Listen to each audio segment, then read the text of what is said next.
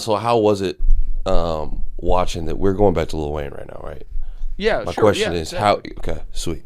How is it feeling to be a diehard Chiefs fan going up against Lil Wayne, who's a diehard Green Bay Packers fan, and lose the game Well, well. in his house? So, Damonza, tell the audience the story that you relayed to me on the ride home about what I said when I walked in the room, because it was Wayne and three of his buddies, about because Yeah. it was the 4 o'clock games had just started when we got there. So there was Yeah. obviously the Eagles Niners game, and the other games, the Panthers Bucks game, and the other games going on.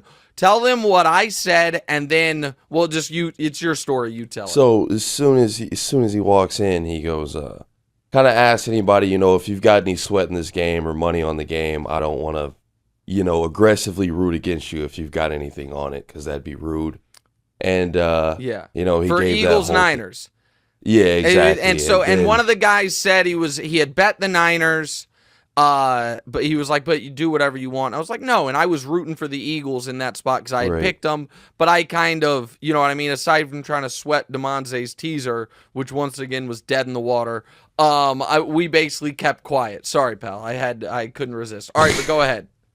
yeah. So I mean, that whole thing happened. He stuck by it, abided by it, and then the Packers Yeah. Kansas City game came on, and I kind of just did. I wasn't really thinking about what you said, like technically, but yeah, Chiefs Packers came on, and they were rooting their asses off. Man, they did not care about who was Oh in the man, building. they They were were going they were crazy. really Wayne putting it in my screaming. face, screaming. And so, but it was, I mean, it was a somewhat surreal experience just being there. And the craziest part was, and I'll let you have the floor here, was happened before the the game. Yeah, the commercial. He obviously had like an ad read, VO, whatever you want to call it, before the game, and I think he kind of had a setting in his house to where like it turned up louder at that moment. But it was just really crazy being in his house with him while that commercial played, and like that was like one of my favorite Lil Wayne songs. Like the instrumental was the Right Above It song, and it was just a really dope experience. Like that was the one thing that just like really stuck out to me. And in the morning when I woke up, I still couldn't believe that it happened. It was a really crazy moment, man. Yeah. Like one of the greatest rappers of all time. But By the way, the setup. So in his living room is a giant television that you can split into 4 games or just one TV. So if like to the right of the picture of Damonza and Wayne, and then on the right hand side was a 5 level, what would be for most people, bookshelf. One of those hanging from the wall bookshelves. But there were no books on it. Instead, it was, not exaggerating, right? like 30, 75 40, diff 75. I Yeah, mean, that's I don't about know. right. I mean, one of the rows, one shelf itself had 20. So I think at least 70 different big time trophies.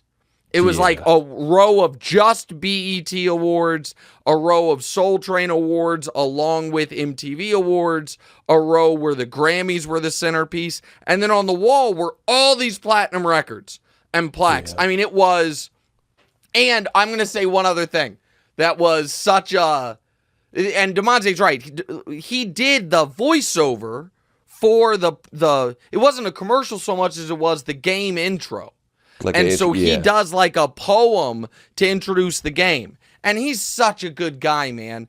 I text him Saturday because again, this was last minute trip. I'm like, hey, I'm coming into town. I just realized it's Chiefs Packers. Like obviously I knew that, but I hadn't been thinking about it. That's your team and my team.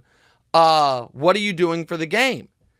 And he instantly hit me back and he was like, well, I did the intro for the game. I think they want me to come out for the game, but I'm going to tell them I can't because my man Nick's in town. Which I don't know how, honest, if that's the real reason he didn't go, but that's what he said. And so then he hit me up first thing Sunday morning, was like, when are you coming over for the game? And I told him, you were coming. He said, great, because you had actually oddly met him at the Right. lot Like on the day before, Friday, like 2 days. Yeah. crazy timing of it, because he was coming on the lot for Undisputed.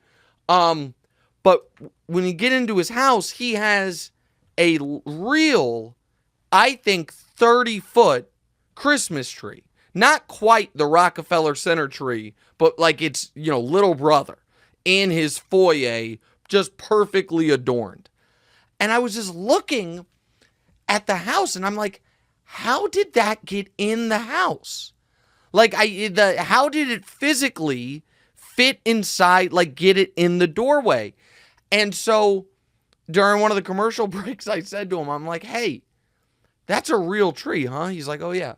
I'm like, how do they get that in here? And he's like, oh, I have no idea. I'm like, what do you mean? He's like, man, all that stuff happens when I'm not here.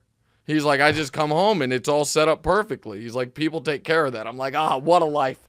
I was like, that is the perfect way to be rich and famous. The perfect way is just like super nice stuff, all handled by someone else. And I show up and it's like, oh, it's Christmas time in my house. I looked at that. I was like, you really have it figured out, man. And it was me and you lugging the Christmas tree in and out of the house on Christmas. Yeah, you kidding? Yeah, absolutely. I thought I was happy when a year into living here, I was able to find out that I could pay a guy $40 to deliver, to like bring it up the steps for us. Wayne just shows up at home and all of a sudden he's got the Rockefeller Center tree in his living room. It's unbelievable.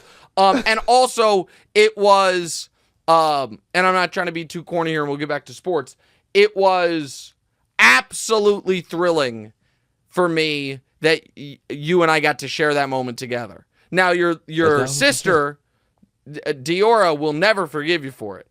Never forgive you for it. She was, she goes to Rolling Loud every year, whatever she does, Bahamas, whatever. She's had different life experiences. That's true. Hey, thanks for watching. Hit the subscribe button to get more from the show and make sure to click the bell to get notified every time new content drops. Check out full episodes of What's Right wherever you get your podcasts, or just click the link in the description below.